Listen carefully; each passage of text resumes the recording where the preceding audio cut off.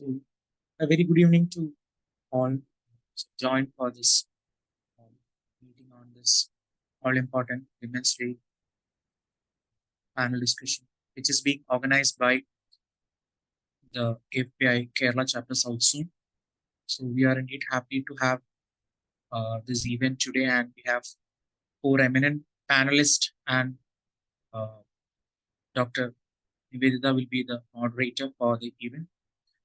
And I would like to invite Dr. Mritul to introduce the gathering and address the gathering and lead the panel discussion. Over to Dr. Mritul.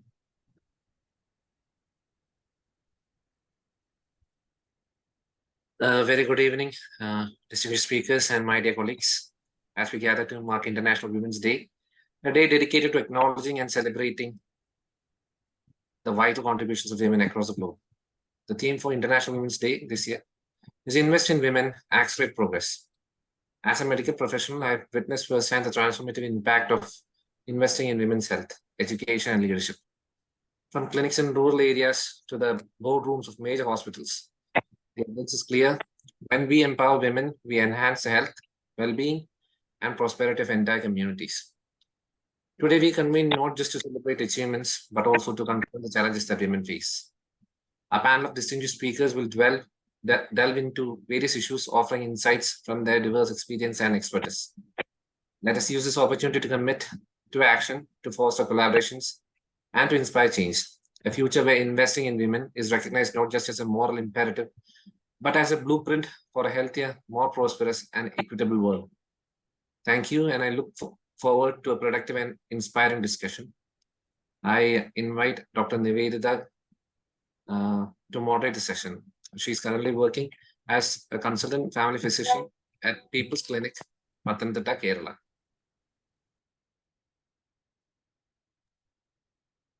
Good evening, dear all. Today, happy International Women's Day to everyone over here. So we'll start the session. I'm the moderator. Firstly, I would like to introduce all the four eminent panelists for the session. First, Dr. Mini Nambudiri. Ma'am was graduated from Kottayam Medical College. She did her MBBS from there and completed DGO and DNB from Trivandrum Medical College. She was in Mumbai from 2001 onwards and now relocated to Kerala in 2023. And she's currently a consultant gynecologist at MJ Muthoot Medical Center, Koranjeri. And our next panelist is Dr. Namita Unnikrishnan, graduated from Amala, did her MBBS from Amala Medical College, DNB Family Medicine from KIMS Hospital, Trivandrum. She's currently working as family medicine specialist at KIMS Trivandrum. And our third panelist, Dr. Ekta, who did her MBBS from Srimati Kashibai Navle Medical College, Pune, and completed her MS from Dr. Somerville Memorial CSI Medical College, Karakoram. And she's currently working in Nagpur at Curate Hospital. And our fourth panelist, Dr. Anna Rose Vargas, did her MBBS from Jubilee Medical College, and is currently a third-year DNB resident at doing a DNB Family Medicine from KIMS Hospital, Trivandrum. So over to our ma'am, Dr. Mini, ma'am. Ma'am, your video is not visible. I am trying to switch it on. I have no idea why it is not coming on. Just a minute, ma'am. Just a minute, huh?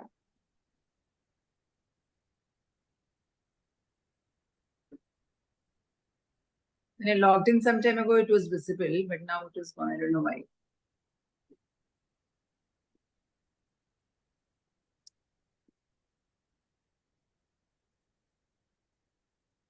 Yes, now my background is being seen. This is the other camera. Yeah, the camera. Maybe you need to change the view. Yeah. Ma'am, can you just try now, ma'am? Let me see. Yeah, just a moment. Yeah, now I have changed. I have no idea. Maybe I should go and sit on that side. This is my screen. Yeah, Then it's okay, ma'am. We can proceed otherwise. Yeah. I don't think you want to see my table, no? Anyway. Okay, ma'am.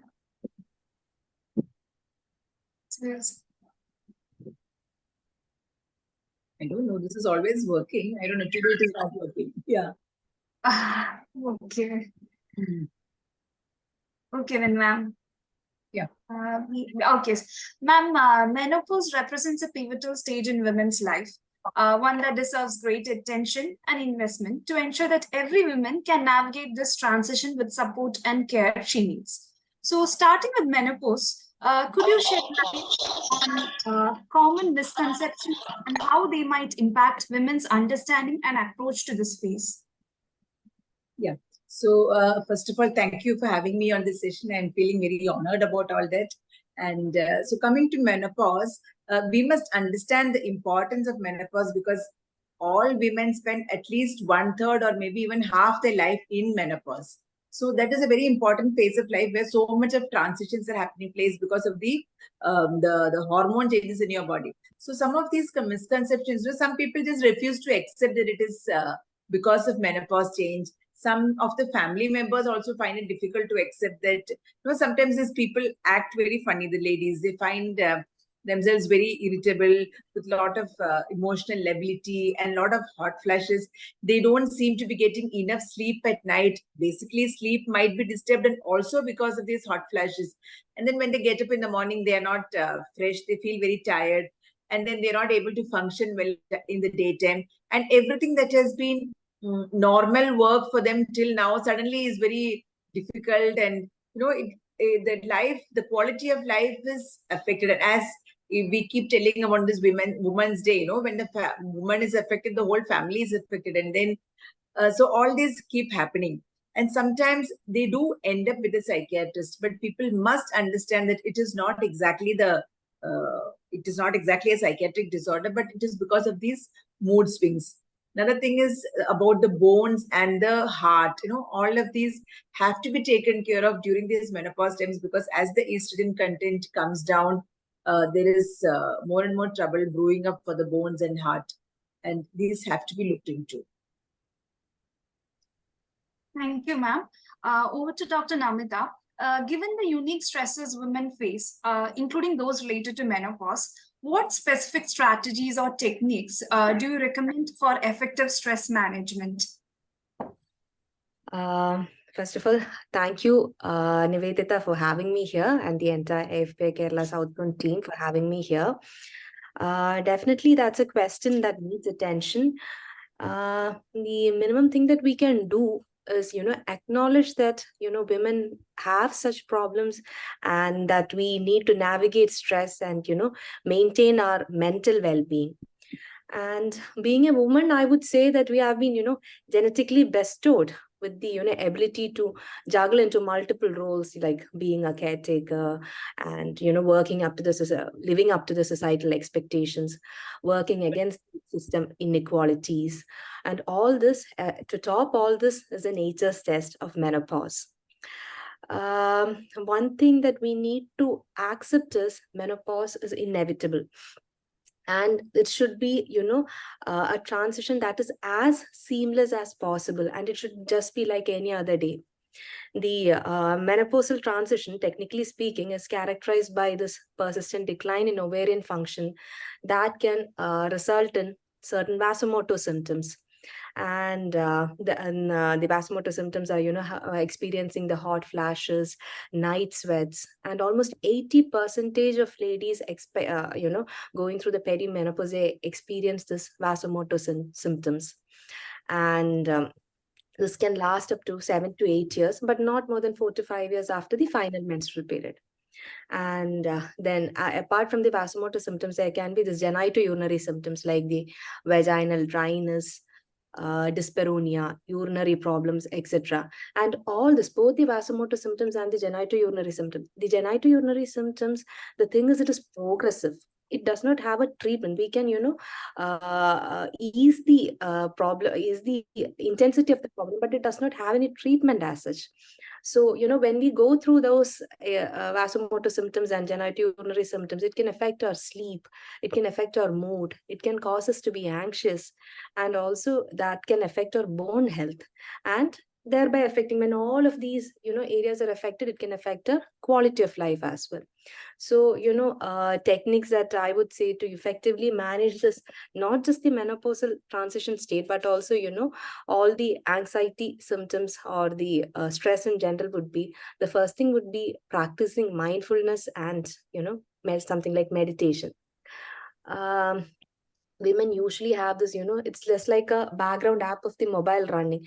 We keep on thinking about what is to be made for breakfast tomorrow, then for lunch, what is to be for dinner, then did I iron the uniforms, all those things. Was my diagnosis in OP correct? Or whatever profession we are into, did we send the email, did we do it right? All these things keep on running as a background app in our mind, and that can cause us to be mentally exhausted.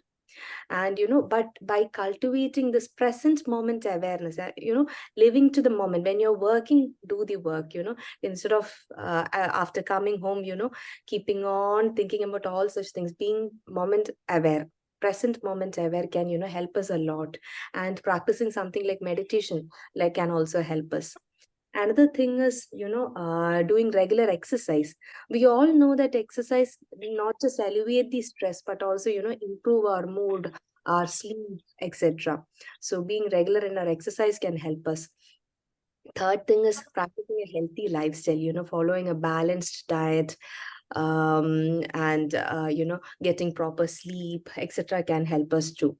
And reducing the caffeine intake, reducing the alcohol intake, all these can have a it can cause hormonal fluctuations too. So being moderate in that can help us a lot. And most important thing is seeking support when needed. Be open for discussions. When you discuss with peers or people of the same age group, you can understand that most of them are also going through the same symptoms. It becomes easy for us to understand that, okay, everybody is facing the symptoms, so that can help us move forward, discuss among each other, and move forward a lot. And seek professional help when needed. Like last day, I had one of the lady doctors from our medical fraternity.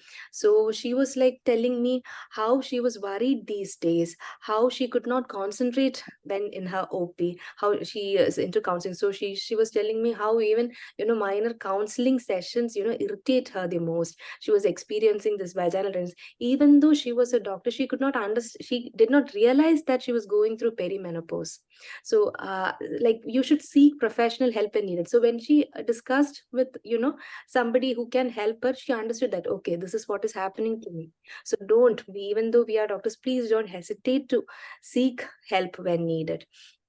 Another important thing is doing the self-care practices, going for a aromatherapy, or taking a warm bath, indulging in hobbies. If you like gardening, please do that. If you like baking, please do that. This is kind of recharging ourselves. This can help us to better cope with stress.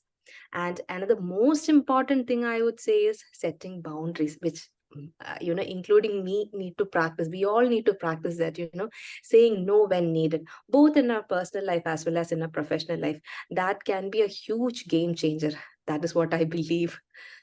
I think we can all practice this, not just people attaining menopause or going through perimenopause. Everyone among us can practice all this. At least when we practice, we'll be able to preach it better.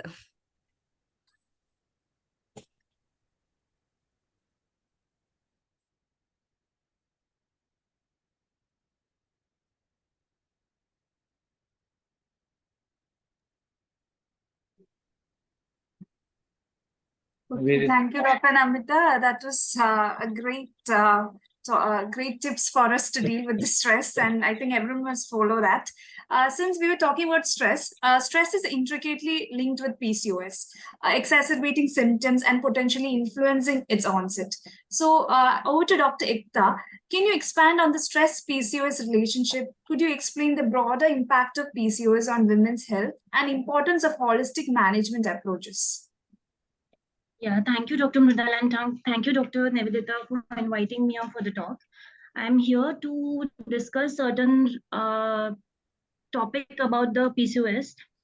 As you asked, what is the impact of PCOS on a woman's health. Beyond just reproductive health, it impacts many other aspects of a woman's health, like metabolic effects.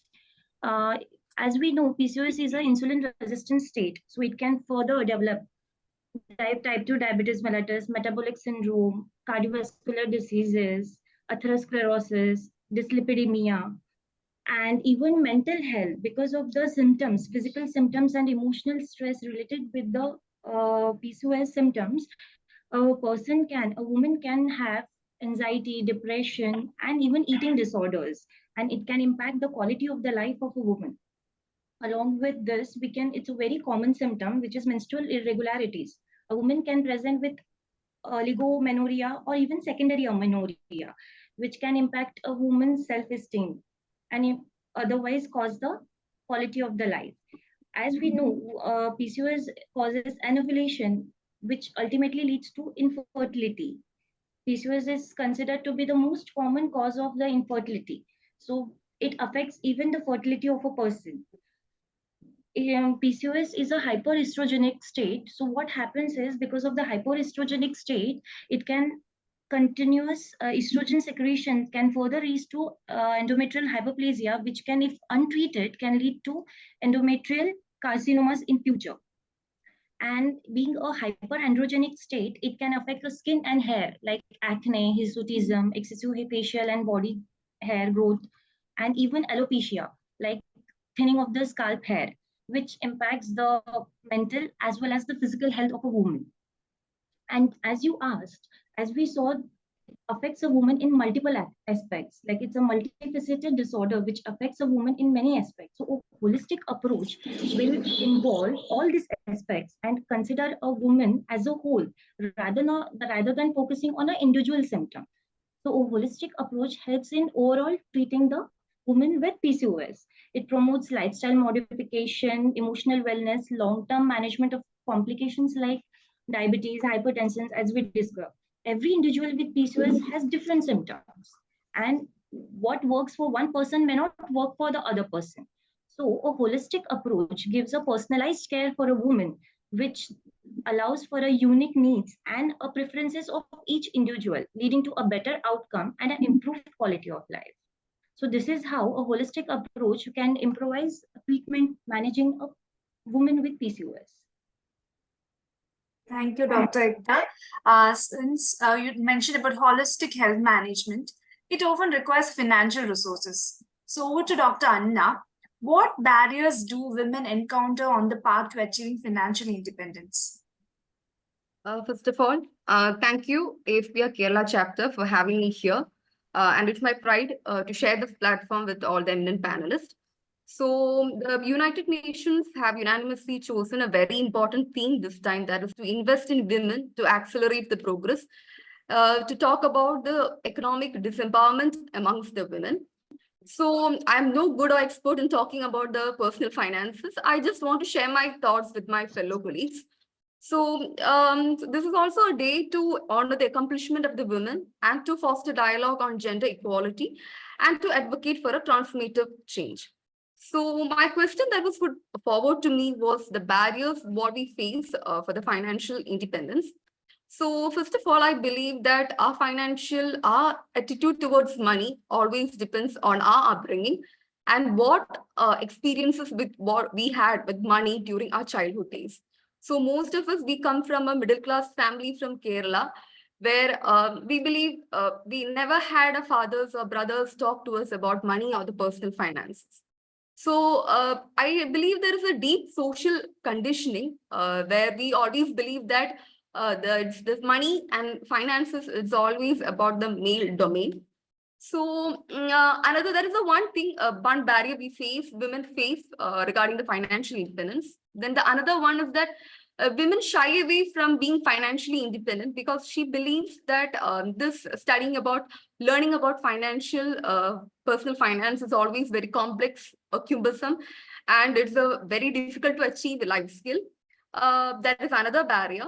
And so we always shy away from learning about the financial literacy. So I just want to share a small experience. That is, regarding this financial independence, because there is everyone loves Priyanka Chopra, and Priyanka Chopra is one who always empowers women, telling that it doesn't matter who your father is, it doesn't matter who your brother is, and or doesn't matter who your husband is going to be. It doesn't matter who the man in your life is, but as a woman, we should be responsible for our personal finances and about it. So, experience I want to share was that about the family we had known very closely for years. So the main member of the family is a very practicing neurosurgeon, and he was earning almost 1 to 2 lakhs. That was almost 10 to 15 years back, and wife was a homemaker.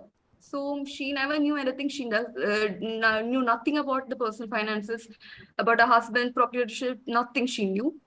And one fine day, uncle, he developed a low back pain, and further he went for medical checkups, and he was found to have a CA prostate with vertebral mass. So life is full of surprises, and it was really challenging for that family. So within a 1 month, within a month or two, I think uncle passed away, and it was very difficult for auntie. So until that time, I knew auntie, she never traveled except in Benz or BMW. She sold a car. She began to spend wisely. And she knew baking. She was very, really good in baking. And then she started baking business, sent her daughter for further studies. So I think why should we wait for a crisis to develop in our life to learn about this financial? Why don't we start it early? So that is one message I want to tell during this International Women's Day. Thank you. Thank you, Anna. That was a really good example. Since many of the treatment modalities require financial planning, over to Dr. Mimi. Ma'am, can you discuss regarding menopause management, including importance of financial planning in this context regarding treatment of menopause? So what Dr. Anna said, that example is so Over to true. me, ma'am. Can you hear me? Hello? Yes, Hello? ma'am. You can hear me, I hope.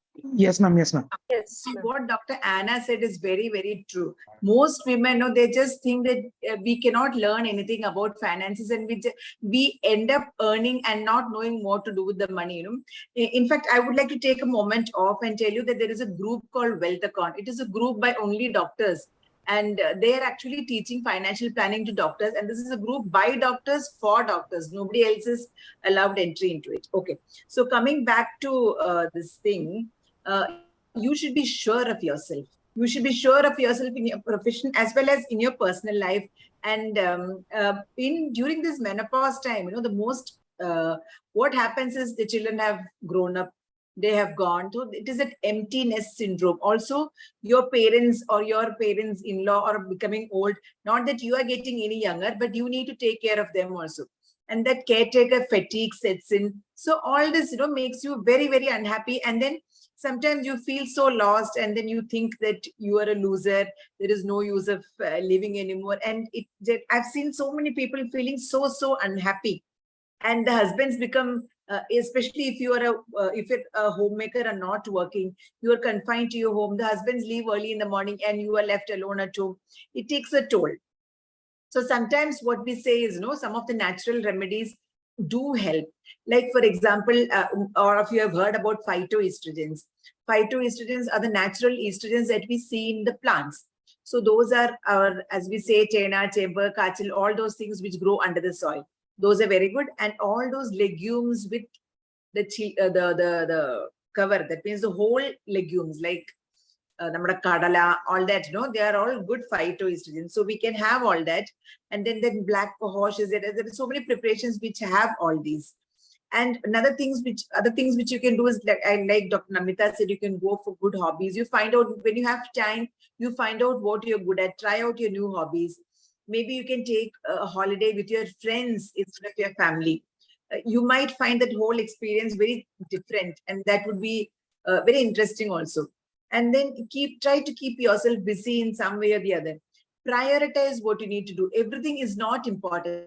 Some of these things you can just let them be. Some things which you thought you were able to do very well, or the jugglings which you have always been doing, the multitasking, you might find it difficult towards menopause. So let it be. Let it go. Everything is not important. You need not attend to everything. So let go of all that. We keep telling people all this. And then if they're really, really in trouble, then what we need to do after all these natural remedies, we do give them menopause hormone therapy. It is now accepted that you can give it, especially if your quality of life is affected. We have had so many studies in the past which have been regarding menopause therapy. And earlier, the medicines were all, junked, saying that they produce stroke, they produce breast cancer. But all those studies have been revisited and redone. And now we do realize that we have to give these HRTs earlier during menopause. We should not wait. The earlier studies are all done for women 60 plus. So we must give this menopause hormone therapy as early as you want. Maybe you should not wait for too long. When you become older, the chances of stroke and heart attacks are more. So you can start these earlier, and this has to be under supervision. Anybody cannot just start on their own. If you've already had a hysterectomy for some reason or the other, maybe you can have just estrogen. But if you still have your uterus, then you need to have estrogen plus progesterone. And nowadays, so many newer tablets have come up in combination also, which was so good, and which have the newer progesterones, which are less likely to cause any harm. And we do give MHTs these days. And generally, all these meditation, yoga, all that do really help. And along with that, financial independence, as Dr. Anna said, is so, so important in your menopause phase. You need that money. This is the time when illnesses also creep in. With your age, there comes the systemic illnesses like hypertension, diabetes. And as the age goes on, all your cardiac issues, all those come. So you need to plan early for all those, especially I see a few PG students also here. So they need to plan ahead, start investing now itself. Learn financial independence. It really, really helps. Thank you so much, dear ma'am. Now over to Dr. Namita. Regarding menopause, how can workplace adapt as a better support system for women experiencing menopause?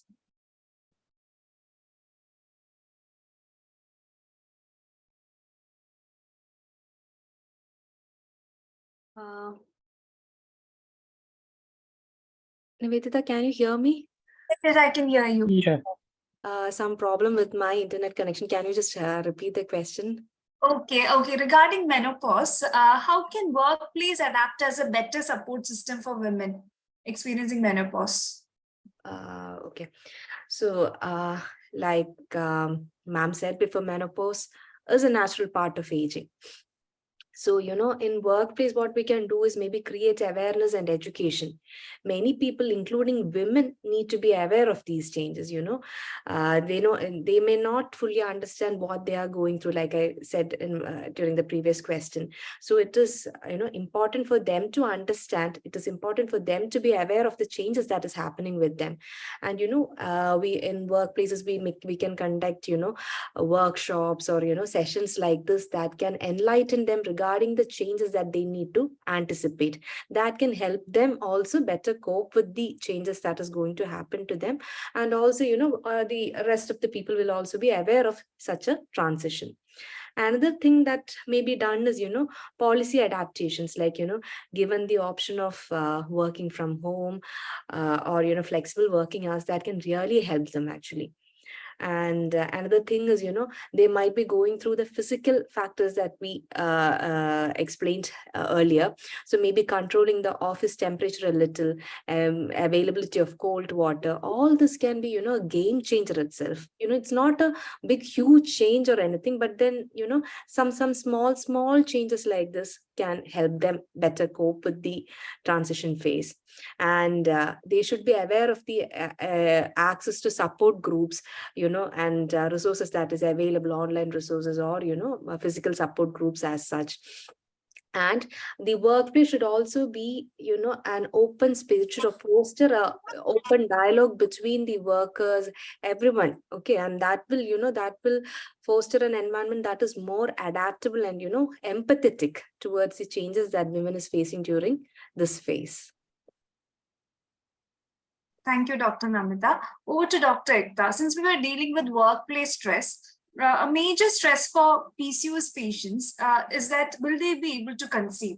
So how can patients navigate fertility concerns associated with PCOS, and what treatment options are available?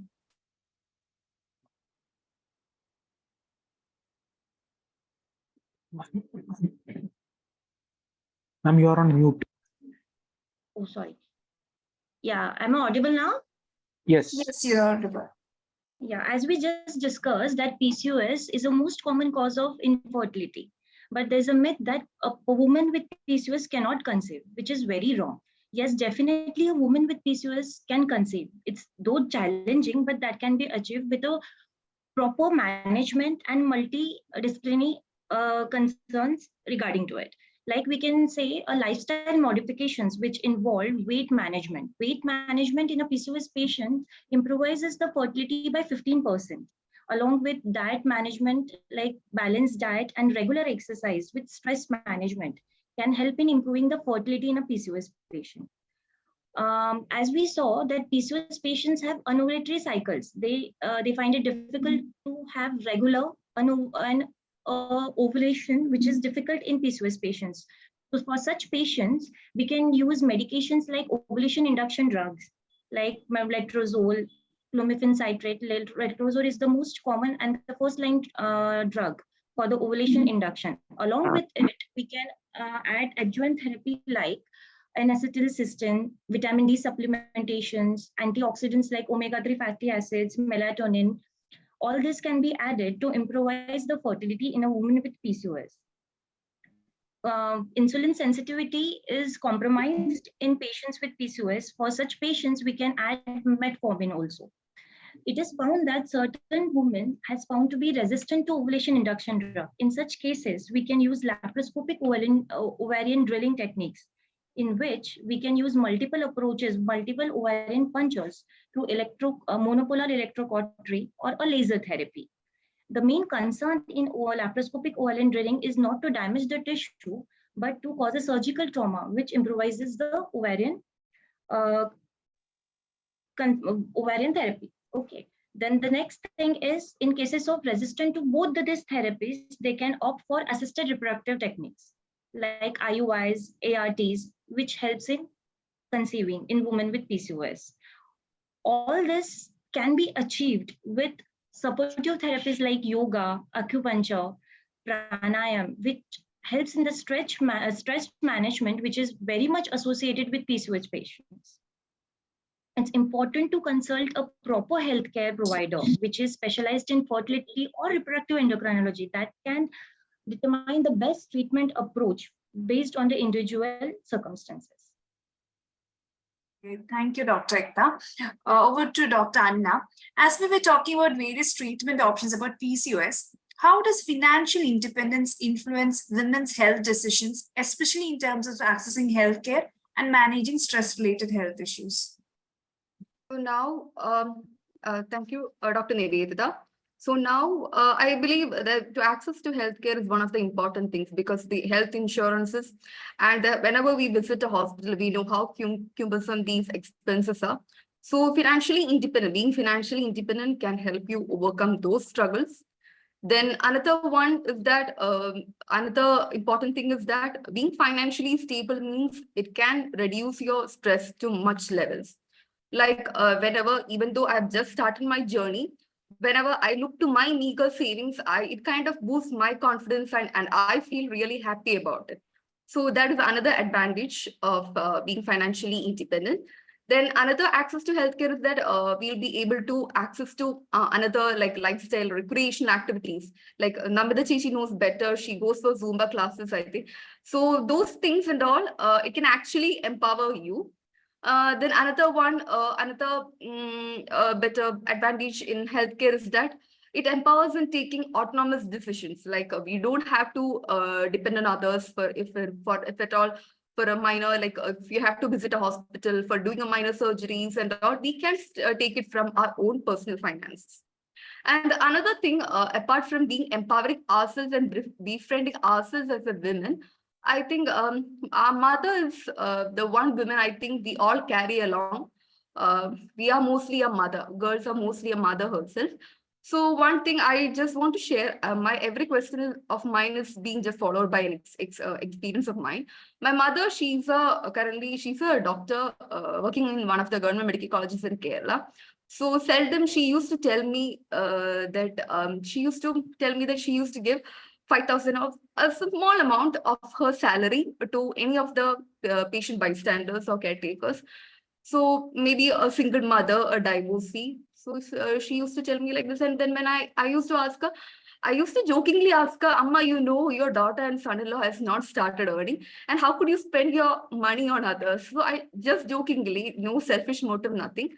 So now I understand there is at the end of the day, apart from doing the surgeries, she's a maxillofacial surgeon. Apart from doing surgeries, she feels a kind of sense of satisfaction and happiness on empowering the women, not only herself, but on empowering the women around her, championing the women around her. That she feels it's kind of a responsibility. So I think being financially independent, thus we can help, we can put forward and help healthcare in this way.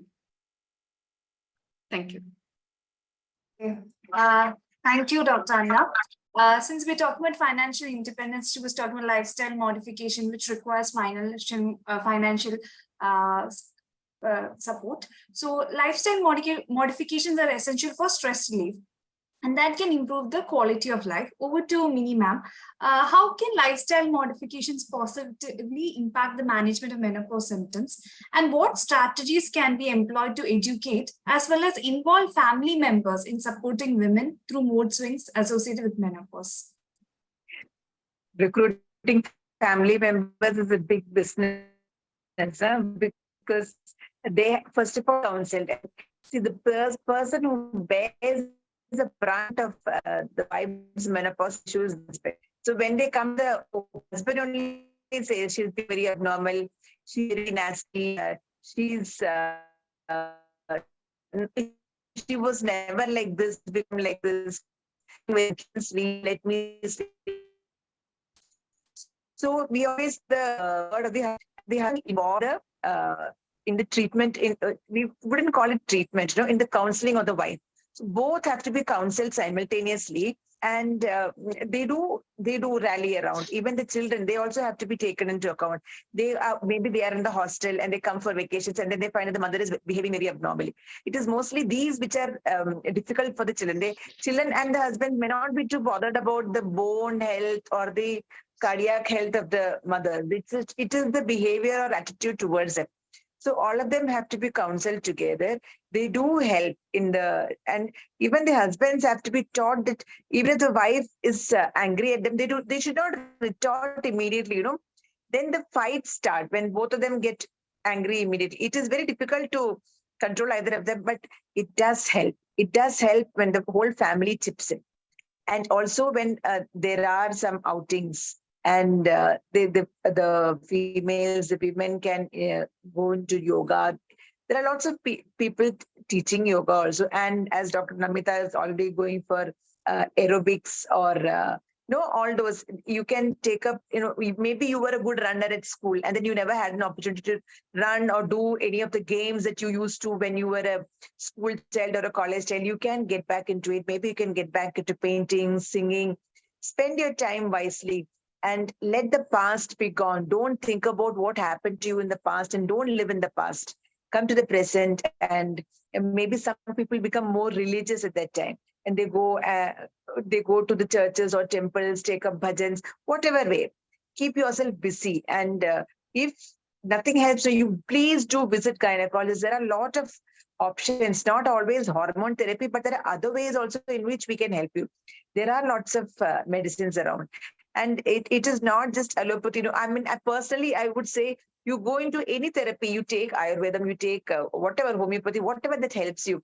You need more support than medicines, really. You need more of counseling than actually medicines. And please understand that there is an issue, that understanding itself produces a lot of relief. And it is not that this is a permanent issue, that this goes off after about maybe 5 to 7 years. But those years could be tumultuous. And during this time, if there's any bleeding disorder, please to take care of yourself. Don't get into the anemic phase and all that. Some people do have a lot of bleeding. So yoga and meditation and even your diet modification do help. Thank you, ma'am. Since we're talking about support from family, over to Dr. Namita. What type of support is essential for women who, due to their extensive caregiving responsibilities, often they neglect their mental health and they hesitate to seek help? So what can be done in such a situation? Yeah, that is what, most of we can take the example of most of our mothers themselves. They take care of all of us, but, even a minor ailment, they would just, that's okay. And that's not to be worried. That is their attitude. So being aware of the changes, being aware of even the minor changes, which might be red flags, they need to, seek help. And in my opinion, what I've seen is most of the ladies who come into OP, they discuss they do not hesitate to discuss the problems, but they are not open to the solutions that is offered to them. That is one huge issue. Like they keep on ranting on, I'm experiencing this, I'm experiencing that, I'm doing all those things. They'll just, they might keep on saying, but, open to changes that is to be initiated from their part. I don't know what is lacking there. They are, whether it is the failure to accept the solution, that I'm not sure, but we need to open up dialogues. We need to open up whatever whatever solution is offered to us, they need to take it up also. So being aware of the symptoms, being open to solutions, that is one important thing. It's not only if the women is stable, the whole household will be stable. They'll be happy. If you keep a woman happy, the whole house will be happy. There's another saying, like, educate a man, you educate one person. If you educate a lady, it is like educating the whole family. So basically, I think that change needs to come from the lady itself. Thank you, Dr. Namita. That was really good one. Now, we were talking about menopausal age group. Coming to adolescents, over to Dr. Ekta. How should we approach regarding care of an adolescent girl suspected of having PCOS to ensure a comprehensive and supportive treatment plan? It's very difficult to diagnose a group of adolescent girl suffering from PCOS because the symptoms like menstrual irregularities and acne, hirsutism, all this are very common in adolescent age group because of the immature hypothalamic pituitary ovarian axis. So it's very important to pay attention for a longer period of time than aggressively treating in the initial phase. Coming back to the comprehensive and supportive treatment plan for the adolescent girl suffering from PCOS, it's important to cover both physical and the emotional aspect of an adolescent girl. As we know, teenage is a very susceptible age group. So symptoms like menstrual irregularities, weight gain, acne, hirsutism cause a major emotional trauma to the adolescent girls. So it's very important to offer them emotional support and a care, a safe space where they can come and express their concerns, feelings. We can offer them even counseling therapies to express their emotional challenges coming up with the symptoms like weight gain, hirsutism, menstrual irregularities.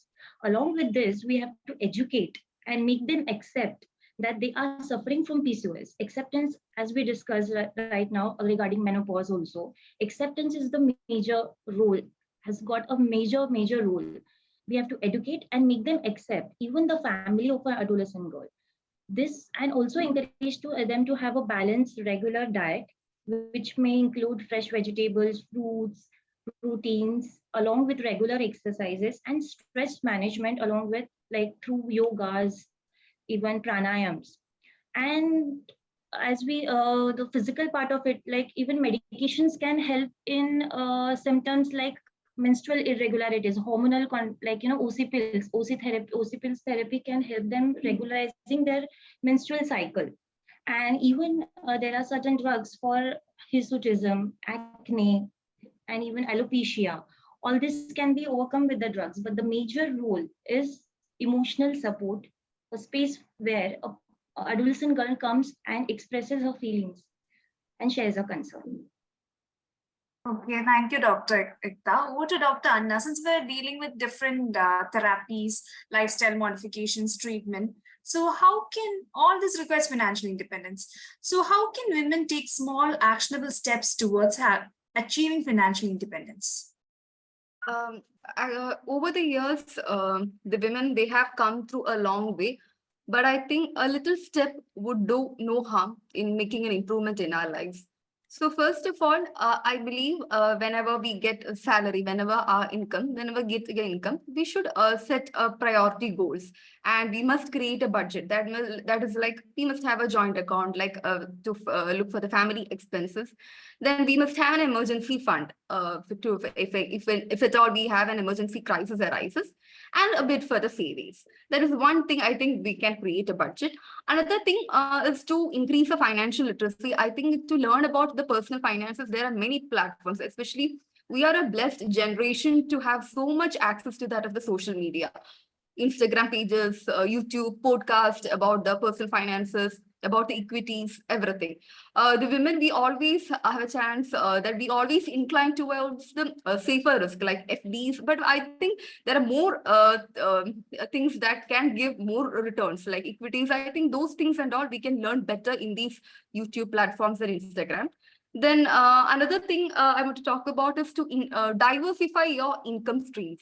I think most of us are doctors. Most of our doctors. I think the difference between the doctors and the rest of the community, I feel, is that once doctors enter into medical school, we leave our hobbies, whatever things we have inculcated over the years, maybe a reading, maybe a art classes, maybe a music classes, we have left it over.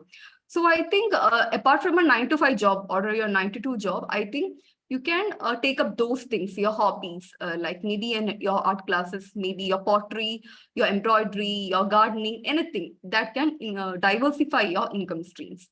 Then another one I want to talk about as ma'am had told, to improve your networking and to seek the mentorship, as like we can indulge in other groups and all, we can seek mentorship.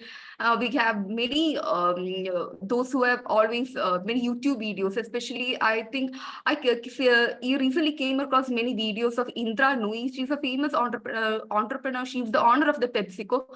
I think her YouTube videos are really good. I think you people must watch it once in a while.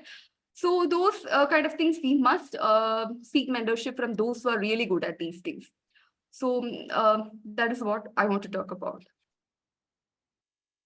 Okay, thank you. Coming to last participant. Thank you, everyone. It was such a fruitful session, especially Mini Ma'am, Dr. Namita, and Dr. Ekta. You all have given us a very valuable tips on this. Vedita, can I interview? Yes. So before we conclude, I just want to invite Dr. Indu ma'am. She is the president of AFPI Kerala chapter, and we are proud that AFPI Kerala have been always led by powerful ladies. And I would like to invite Indu ma'am to address the group before we conclude. Thank you, Vishnu, for that comment. First of all, let me wish each and every one of you a happy Women's Day. Can you hear? Yes, ma'am. Yes, okay. So I would like to wish each and every one of you happy Women's Day. And we had really a wonderful set of topics today to discuss, and I was able to picturize my life from adolescence. Now I reached the perimenopause. So I was able to picturize everything, and I have really gone through a lot of ups and downs, and listening from these talks, I think what all Dr. Namita, Dr. Anna, and all the Dr. Aksa, Kumar have spoken today, and Dr. Mini also. I think I've gone through all that phases. I think I've reached that almost the end, I think, of women's life, I think. So I'm really happy that I got a lot of good points also out of it. And it was really very wonderful presentation today by Dr. Nivedita and the team. And I would like to congratulate the South Zone AFPI Kerala chapter for arranging such a beautiful topics today, an apt theme also. What was the theme? I think Invest in women, accelerate progress. invest in women. Yeah, very apt theme today. So I would like to congratulate each and every one of you for bringing this beautiful set of CME today, and all the speakers also. I think we need to have more of such CMEs in the coming months, I think. And thank you so much. Thank you so much, Vishnu, and over to you. Thank you, ma'am. If I can have few words from Reshmi ma'am. Reshmi ma'am is the National Treasurer of AFPI and the former President of AFPI Kerala. Ma'am. Good evening, all, and wishing a happy Women's Day to all of you. Hope I'm audible. Yes, ma'am. Yeah. So I was listening to all these talks, and first of all, I'd like to congratulate the South Zone of AFPI Kerala chapter for bringing out an innovative panel discussion. And I thank all the panelists, Dr. Mini, Dr. Ekta, our own Dr. Namita and Dr. Anna, and the moderator, Dr. Nivedita, for having this wonderful discussion.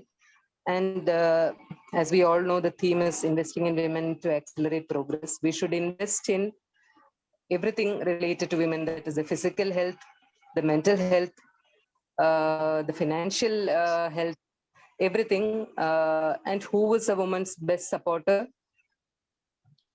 A woman's best supporter is not the family, not the friends, not the employer. A woman's best supporter is herself. So first of all, we should understand that we should all be good supporters of ourselves, our womanhood, and only then others can support us. Thank you once again, and good night. Thank you, ma'am. And over to Dr. Nivedita for the concluding remarks. Thank you so much to Dr. Vishnu for helping us with the session, and Dr. Namita, Dr. Ekta, Dr. Minimam, and Anna, and Dr. Mridul. Actually, for the last minute session, like Minimam was very cooperative with us. Thank you, ma'am. Even in spite of a busy schedule, you accepted our invitation, and Dr. Ekta as well. And it was a very fruitful session. And I think every one of us got very valuable points from the session. So thank you all the participants for joining today as well. Thank you so much, Nivedita. Thank you all. Hope to see you with some other meetings in near future. Thank you. Thank you so much. Thank you.